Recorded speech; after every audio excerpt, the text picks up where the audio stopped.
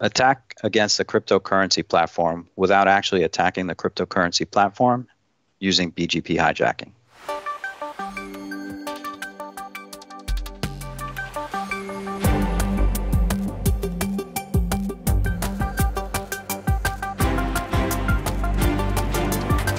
So Manish, you've got an interesting story here. I mean, I've heard of BGP hijacking being used for some nefarious purposes, but this specific one is new to me. What can you tell us? Yeah, so this, I like you just mentioned, I always hear stories of BGP hijacking, and it's something that's very important, something that you really need to pay attention to. But having those stories out there with the successful BGP hijack they're very limited. But here is one that is actually, it just occurred early February, and it actually targeted without actually it targeted a cryptocurrency platform without actually targeting the cryptocurrency platform, which is what makes this really scary.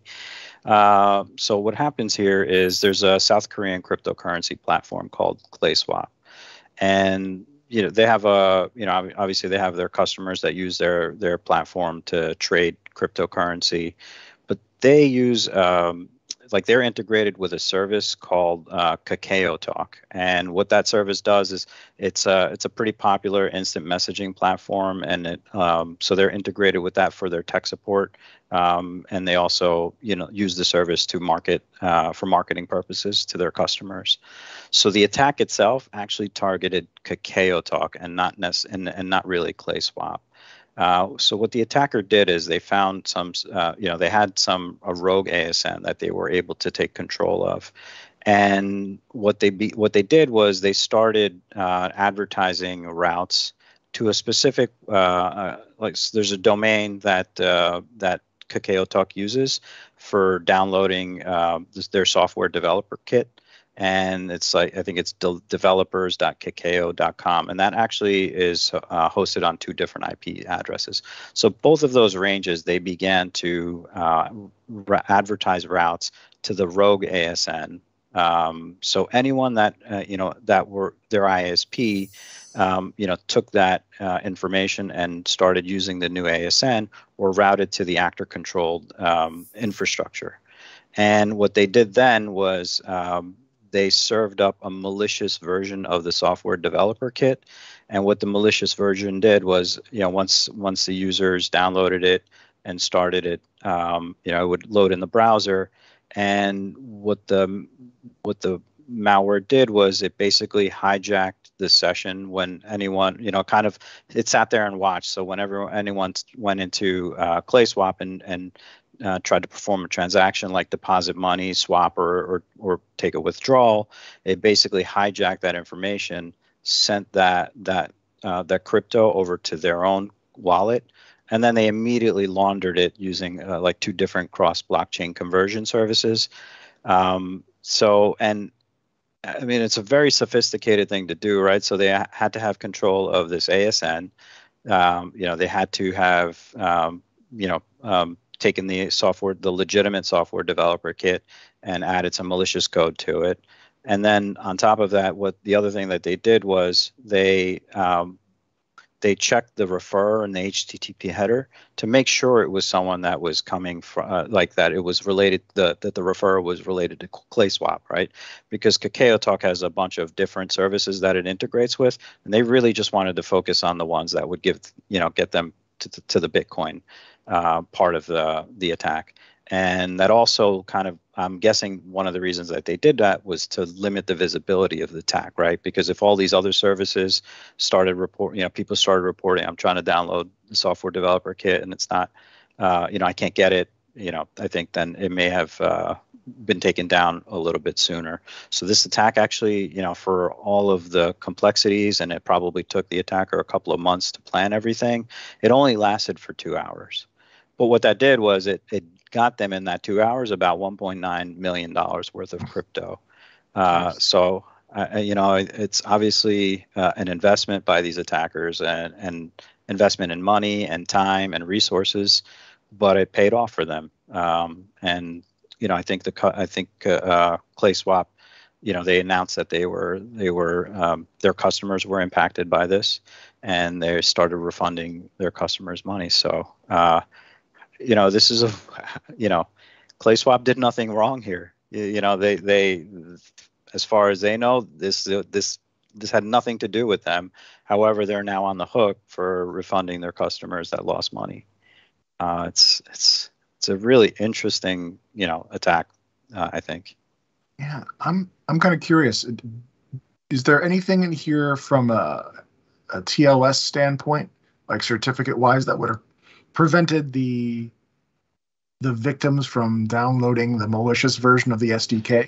So the attackers also, they were able to get a free a certificate that they were, it's interesting. I guess Kakao had star.kakao.com on their certificate, but the attackers actually registered developers.kakao.com, which is the actual site. So using that, they were able to get around that, which and that was free, right? So they used a service that provided a 3-month certificate for free. Oh yeah, something's still fishy. They shouldn't have been able to get a subdomain of Kakao, right? Right. Yeah, there's something definitely fishy there. Going on there. Yeah, but what's first of all, a couple of things, and there may be other sort of flaws, as you pointed out, Matt, that they that contributed to this.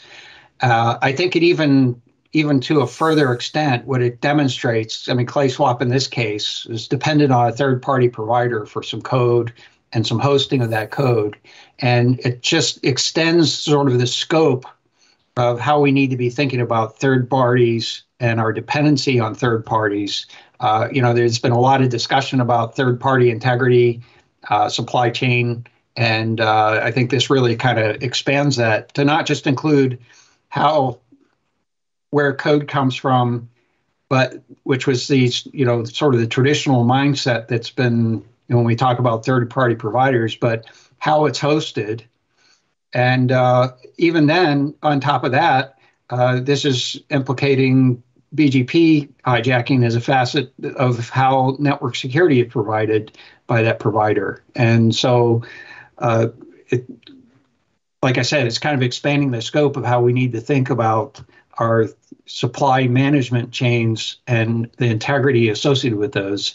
I think I probably would have recommended that the code be hosted, particularly for sensitive websites. There are pages that are probably innocuous for things like that, but there certainly are pages where if there's sensitive information associated with those pages, then any embedded scripts and such associated with that probably should be protected pretty well from an integrity standpoint, tested, verifying that it's not communicating things that it's not supposed to. This kind of ties into the story that we were talking about in terms of what's embedded in the HTML, right? And information that's collected and stored. I think the other thing that's really interesting about this is it demonstrates the level of effort that criminals, we're going to say criminals in this case, presuming it is, are willing to go through to be able to conduct a theft of this type. Again, looking at sort of the physical world analogy, the notion of tunneling under a bank and breaking into the vault from underneath or something like that comes to mind.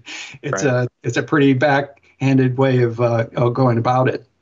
Right. It is clearly a pretty significant investment by these attackers, right, to do all of this. It's, even to do this legitimately would be a lot of effort. If you wanted to change your routes, as an organization, that I'm assuming would take a lot of effort, so they underwent all of that effort that a legitimate organization would do to do it for legitimate purposes, which is really interesting. I think a lot of crime, especially when you're talking about cyber crime, it takes advantage of those types of processes that we have in place and tries to exploit any sort of weakness that they can find. And obviously they're able to do it. Mm-hmm. Yeah. There are, more specifically on the BGP thing, that is a known issue associated with, BGP hijacking.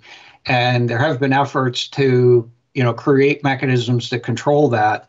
One in particular, RPKI, which is basically a route source validation mechanism. It's not ubiquitous on the internet, so there certainly are vulnerabilities associated with BGP still, but ultimately there are improvements on the horizon and improving underway to help prevent rogue routes from being successful. And so this is again, these are questions, for example, to ask of providers to say, are they supporting this thing? Are they signing routes? Are they blocking routes that appear to have do not have source validation, that sort of thing. Right.